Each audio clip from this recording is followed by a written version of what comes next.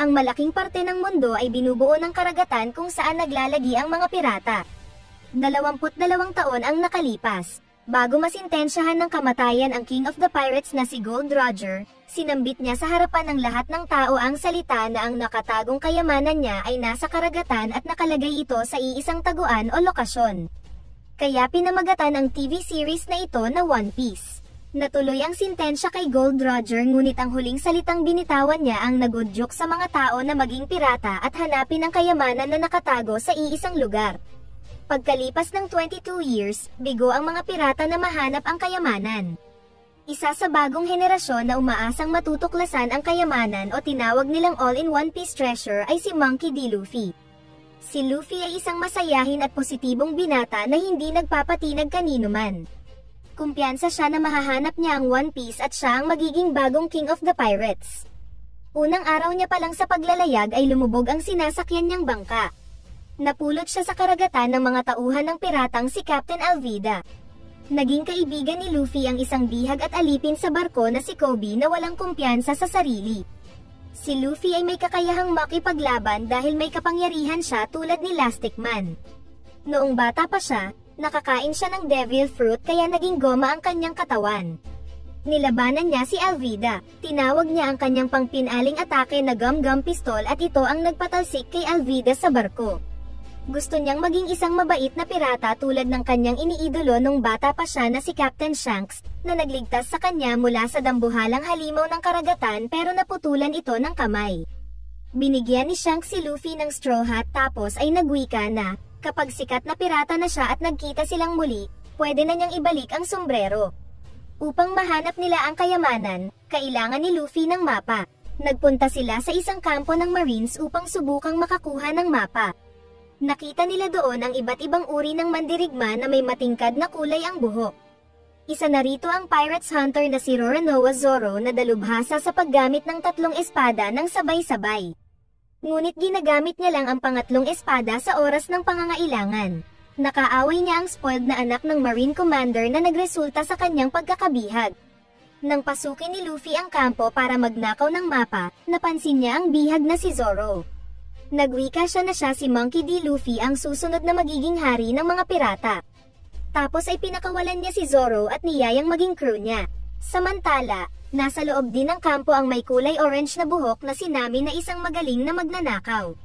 Nandoon din siya upang nakawin ang mapa papuntang Grand Line, lugar kung saan matatagpuan ang One Piece. Gayunpaman, ang espesyal na mapa ay nasa pag-iingat ng commander. Hindi nagtagal ay nagawa nilang makuha ang vault na pinaglalagyan ng mapa sa opisina ng commander. Ngunit sa pagkakataong iyon ay kailangan nilang labanan ang lahat ng Marines sa kampo. Nagkaisa silang 3 na labanan ang mga Marines kahit na tinanggihan nila na maging crew sila ni Luffy. Panghuli nilang nilabanan ang commander na si Axehand Morgan. Dahil matinding kalaban si Commander Morgan, ginamit ni Zoro ang pangatlong espada gamit ang bibig. Katawa-tawa man, sa huli ay may silbi ang paggamit niya ng pangatlong espada. Habang papatakas sila, nagdesisyon si Kobe na huwag sumama dahil ayaw niyang maging pirata at gusto niyang maging marino. Nalungkot man ay sinuportahan ni Luffy ang pangarap ni Kobe, na nagsabing sa susunod na pagkikita nila ay baka magkalaban sila. Ngunit sa ngayon ay magkaibigan sila, wika ni Luffy. Sa wakas ay nabuksan ni Nami the Navigator ang vault na pinaglalagyan ng mapa patungong Grand Line. Ipinaliwanag ni Nami na ang karagatan ay nahahati sa 4 na quadrant na may mahabang kalupaan sa gitna pababa na tinawag na Red Line. Ang Grand Line ay nasa kahabaan ng Ecuador kung saan maraming pirata. Dito rin matatagpuan ang pinakamapanganib na lugar sa planeta. Ang ninakaw nilang mapa ay ang nag-iisang mapa ng Grand Line kaya napaka-espesyal nito. Dahil dito ay nakarating na sa kaalaman ni Marine Vice Admiral Garp na nanakaw ang mapa ng pirata na may straw hat. Siya ang mangunguna sa isang pangkat ng mga bagong saltang Marines kasama si Kobe at anak ni Morgan na si Helm Epo na tinabasa ni Zoro ng buhok. Sila ang tutugis kina Luffy na tinawag nilang Straw Hat Pirates. Hindi lang ang Marines ang tumutugis kina Luffy, tinutugis na rin sila ng ibang pirata. Una na dito ay ang Clown Pirates na si Buggy. Nakakatawa siya pero hindi siya nakakatuwa dahil masama siyang nilalang. Nakilala niya si Luffy sa suot niyang straw hat dahil dati silang magkaibigan ni Shanks pero naging magkalaban sila sa huli. Hindi matalo ni Luffy si Buggy dahil sa kanyang taglay na power nang kumain siya ng chop-chop fruit. May kakayahan siyang hatiin ang parte ng kanyang katawan at muling mabuo. Inilagay niya si Luffy sa loob ng tangke na may tubig dagat dahil napapawalang bisa nito ang kapangyarihan ni Luffy. Samantalang si Zoro at Nami naman ay nakagapos at nakakulong sa kalapit na silid na bantay ni Kabaji. Ilang saglit pa ay nagawang makaalpas ng dalawa tapos ay binasag nila ang tangke upang makalaya si Luffy. Nilabanan nila si Buggy ngunit muling nabubuo ito kahit hiwa-hiwalay na ang katawan. Naisip nilang ilagay ang mga bahagi ng katawan ni Buggy sa iba't ibang sisidlan upang tuluyan na nila itong masukol at hindi na makapanakit. Bago nila lisanin ang isla ay tuluyan ng nakalaya ang mga tao na matagal nang pinaglalaroan at inaalipin ni Buggy. Sa kanilang paglalayag ay nasira ang bangka nila kaya kinailangan nilang dumaong sa pinakamalapit na isla ng Gecko upang humanap ng bagong bangka. Nabanggit ni Nami na magnanakaw sila ng bangka ngunit nagwika si Luffy na masama ang magnakaw. Natanong tuloy siya ni Nami na anong klaseng pirata siya. Di nagtagal ay natagpuan ni Luffy ang bangka na gusto niya. Nakilala niya doon si Usopp na magaling gumawa ng kwento. Sinabi niya na best friend niya ang may-ari ng buong shipyard na si Kaya. Nagugustuhan ni Kaya ang mga kwento ni Usopp dahil napapasaya siya nito. Inimbitahan sila ng mayamang binibini sa kanyang birthday dinner. Habang nasa hapagkainan ay sinabi ni Luffy na interesado sila sa isang bangka. Ngunit pumagitna ang mayordomo at nagsabing kailangan ng magpahinga ng amo niya dahil mahina ang katawan nito. Lumalabas na ang mayordomo ay ang piratang si Kuro, ang kapitan ng Black Cat Pirates. Walang sakit si Kaya, gayunpaman, unti-unti ay nilalason siya ng mayordomo upang mapasakamay niya ang lahat ng yaman nito. Pinatay ni Kuro ang abogado na si Mary dahil di ito pumayag na mailipat sa pangalan niya ang yaman ni Kaya. Samantala, naikwento ni Usopp na iniwanan siya ng ama nang maging pirata ito. Umaasa siyang magkikita silang muli. Nagkataon na kilala ni Luffy ang ama ni Usopp dahil isa ito sa mga crew ni Shanks na minsan ay nakasama niya. Nagpunta sa imbakan ng alak si Usopp at Zoro at doon nila natagpuan ang patay na katawan ni Mary. Natuklasan ni Zoro na kagagawan ito ni Kuro na minsan na niyang nakita. Lumaban si Zoro ngunit di siya umubra sa bilis ni Kuro hanggang sa mapukpok siya ng bote sa ulo ng babaeng crew ni Kuro. Habang si Usopp naman ay nakatakbo palabas. Tinapon ang katawan ni Mary at Zoro sa isang balon upang itago ang ginawa nila. Sinubukan ni Usopp na balaan ang nayon sa pagsalakay ng mga pirata, ngunit hindi sila nakinig sa kanya dahil noon pa man ay madalas siyang nagbibiro na may paparating na pirata kaya sa ngayon ay di na naniniwala ang mga tao sa kanya. Biglang lumitaw si Kobe kasama ang mga bagong Marines na nagsabi kay Usopp na naniniwala siya. Ngunit sinalungat ito ni Kuro na nagsabing sinungaling si Usopp. Habang nakatago si Nami, natuklasan niya ang lason sa pagkain ni Kaya, na nikain lahat ni Luffy. Ibinigay ni Kuro si Luffy sa mga Marines ng walang malay at pinasinungalingan na marami siyang nainom na alak. Habang bitbit si Luffy ay naisuka niya ang lason kaya nahimasmasan siya. Samantala, nalaman na ni Kaya ang katotohanan sa tulong ni Usopp na kinumpirma ni Nami. Naghanap sila ng daan upang matakasan ang piratang si Kuro at mga tauhan nito. Di nagtagal ay nagkamalay si Zoro at nagawang makaahon sa balon. Nagkita sila ni Luffy at binalaan si Kobe na wag silang pigilan dahil kailangan nilang tulungan ang mga kaibigan na nasa panganib. Nagawang malupig ni Zoro ang dalawang tauhan ni Kuro, habang si Luffy naman ay matapang na hinarap si Kuro hanggang sa magamit niya ang Gum Gum Bell upang mapatalsik ito. Bilang pasasalamat sa pagligtas sa kanya ay ibinigay ni Kaya ang malaking bangka na pinili ni Luffy. Pinangalanan niya itong Going Merry. At sa kanilang patuloy na paglalayag ay kasama na nila si Usopp na mararanasan na ang tunay na pakikipagsapalaran sa karagatan. Lingid sa kanilang kaalaman ay nasubaybayan sila ng Marines at nang makita ni Luffy ang Vice Admiral na si Garp, na ibulalas niya ang salitang Grandpa, na hindi inaasahan ng mga kasama niya. Noong bata pa si Luffy ay pangarap na niyang maging isang pirata ngunit tinutulan ito ng lolo niya na isang Marine Vice Admiral. Lumalabas na ang pagtugis sa kanila ay naging labanan ng maglolo. Binato sila ng cannonball ng Vice Admiral ngunit napatalbog ito ni Luffy pabalik sa barko ng Marines kaya nakatakas sila.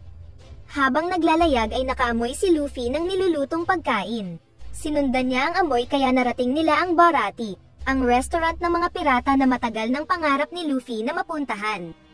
Sa loob ng kusina ay nandoon ang Master Chef na si Sanji. Sa mga oras na iyon ay inilipat ng boss na si Chef Zeph si Sanji sa labas ng kusina upang mag-waiter. Nang makita niya si Nami ay agad niyang nagustuhan ito. Balik sa barko ng Marines, tinawagan ng Vice Admiral si Draco Mihawk na isa sa 7 Warlords of the Sea. Isa itong malupit na pirata na pinatawad ng gobyerno dahil mahirap tugisin. Mas minabuti ng gobyerno ng mundo na makipag-alyansa sa mga ito upang makatulong sa pagtugis sa mga kapwa nila pirata. Inutusan siya ni Garp na tugisin ang Straw Hat Pirates at dalhin sa kanya ng buhay ang apo niyang si Luffy. Kilala si Mihawk bilang pinakamagaling gumamit ng espada na nabubuhay. Tinungo niya ang kinaroroonan ni na Luffy. Nang makita siya ni Zoro, hinamon siya nito ng isang tunggalian. Ito ang matagal ng pangarap ni Zoro dahil nangako siya sa best friend niyang namatay na may-ari ng pangatlong espada niya, na siya ang magiging pinakadakilang eskrimador na nabubuhay. Upang patunayan na siya ang pinakamagaling, kailangan niyang talunin si Mihawk. Di umubra si Zoro kahit pabinigyan siya ng partida ni Mihawk gamit ang maliit na espada. Kahit pagamitin ni Zoro ang pangatlong espada ay natalo siya ng kalaban. Sinabi ni Zoro na ang sugat sa likuran ay kahihiyan ng isang eskrimador kaya inatake siya ni Mihawk sa harap ngunit ang tama ay sapat lang upang mabuhay siya. Tapos ay sinabihan si Zoro na, magpalakas ka at hanapin mo ako kapag handa ka na. Tinanong niya kung ano ang layunin ni Luffy. Muli ay binanggit ni Luffy na kapag nahanap niya ang One Piece ay siya ang magiging hari ng mga pirata. Hinangaan ni Mihawk ang taas ng pangarap ni Luffy kaysa labanan siya. Pansamantala ay isinantabi niya ang utos ng Vice Admiral at hinayaan si Luffy sa layunin niya. Sumunod na tumugis kay Luffy ay ang Fishman Pirates sa pamumuno ni Captain Arlong na nagsabing siya ang may-ari ng East Blue. Nasundan nila si Luffy dahil nabihag nila si Buggy na ang tenga ay matagal nang nagtatago sa sombrero ni Luffy. Nilabanan ni Luffy ang fishman na si Arlong, ngunit malakas na nilalang ito kaya hindi umubra ang gum-gum power niya. Lalo na nang masabuyan siya ng tubig dagat. Biglang lumitaw si Nami at nagsabing nasa kanya ang mapa. Inamin ni Nami na matagal na siyang miyembro ng Fishman Pirates. Hindi naniniwala si Luffy na nagtaksil si Nami at alam niyang may ibang dahilan ang kaibigan. Nagwika si Nami kay Arlong na huwag sayangin ang oras sa pagpatay kay Luffy at hayaan na lang itong malunod sa dagat. Bago matuluyan si Luffy ay sinagip siya ni Sanji. Sa wakas ay bumalik na ang malay ni Zoro. Sunod na gagawin nila ay bawiin ang mapa at i-rescue si Nami. Pangarap ni Sanji na marating ang Old Blue na isang legendary restaurant kung saan matatagpuan ang sangkap mula sa 4 na parte ng karagatan kaya sumama siya sa paglalakbay ng Straw Hat Pirates. Noong bata siya ay nabihag siya ng kinatatakutang Chef Pirates na si Zeph. Subalit lumubog ang barkong sinasakyan nila at sila lang ang nakaligtas at napadpad sila sa isang malaking bato. Ibinigay ni Zeph ang maliit na bag ng pagkain kay Sanji at sa kanya ang malaki. Makalipas ng 70 days na natrap sila sa gitna ng dagat, naubos ang pagkain ng bata at inakala niya na ginugulangan siya ni Zeph. Ang hindi niya alam ay walang pagkain ang malaking bag. Upang makasurvive, kinain ni Zeph ang sariling binti. Ginawa niya ito dahil gusto niyang mabuhay ang bata at ipagpatuloy nito ang pangarap niyang mahanap ang ingredients na sa Old Blue lang makikita. Sa tulong ni Buggy na lihim na nakuha ni Luffy, masusundan nila ang mga fishman para ma-rescue si Nami. Matatagpuan ang headquarter ni na Arlong sa sinakop nilang Kanomi Island kung saan lumaki si Nami. Si Arlong man ang nakapatay sa ina niya. Nagtaksil siya sa mga kanayan sa Coco Village at sumama bilang crew ni Arlong. Ngayong kasama na siyang muli ni Arlong, inutusan siya nitong mangolekta ng buwis sa Coco Village. Sinabi ni Luffy na hindi siya masama, ngunit patuloy na nagtaksil si Nami sa kanila, kahit na masama ito sa loob niya. Noon ay nagawang mag-join ni Nami sa grupo ni Arlong dahil sa isang kasunduan na kung makakapagbigay siya ng 100 milyong berry o halaga ay maaari niyang bilhin ang kalayaan ng Coco Village.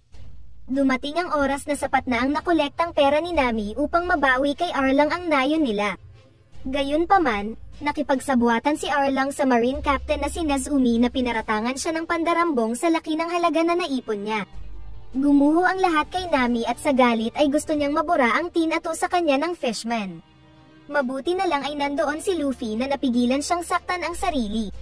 Nang humingi siya ng tulong kay Luffy, isinuot sa kanya ni Luffy ang sombrero bago binanggit ang salitang, "Of course I will." Kinabukasan, kasama ang lahat ng crew ni Luffy, nilusob nila ang Arlong Park na kampo ng mga fishmen. Lumaban si Sanji sa pamamagitan lang ng pagsipa sa mga kalaban. Si Zoro ay muling ipinamalas ang husay niya sa paggamit ng espada. Samantalang si Usopp ay ginamit ang espesyal na bala sa tirador ngunit nagpausok lang ito.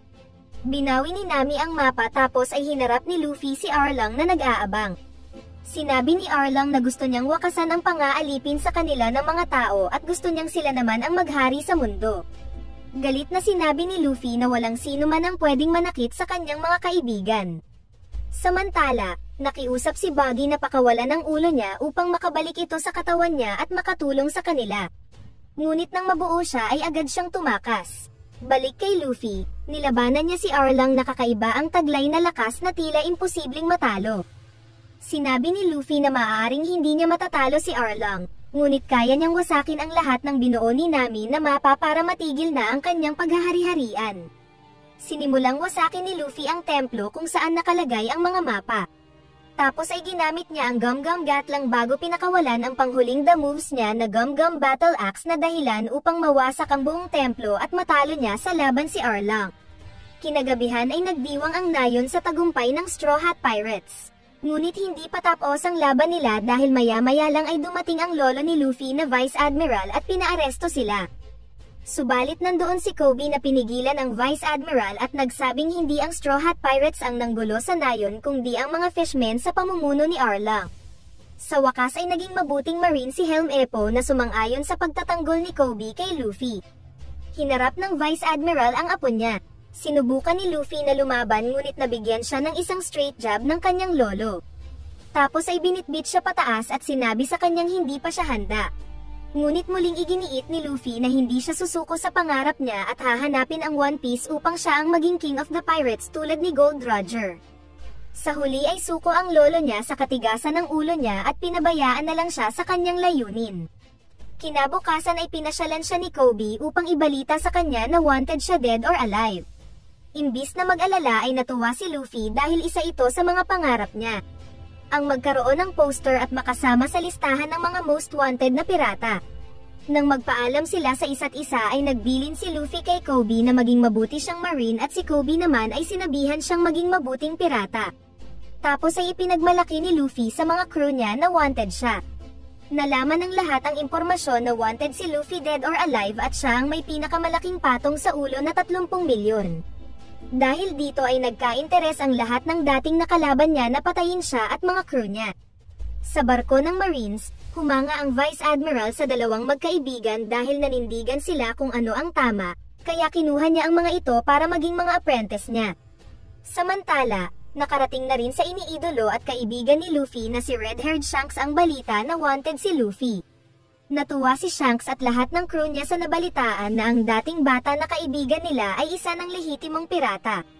Bilang suporta ng mga crew sa kapitan nilang si Luffy, inilatag nila ang kanilang bagong bandila na may hugis bungo na nakatawa at may suot na straw hat. Sobra-sobra ang kasiyahan ni Monkey D. Luffy sa ginawa ng mga crew niya. Sa huling eksena, isang simpleng seremonya ang idinaos ng Straw Hat Pirates.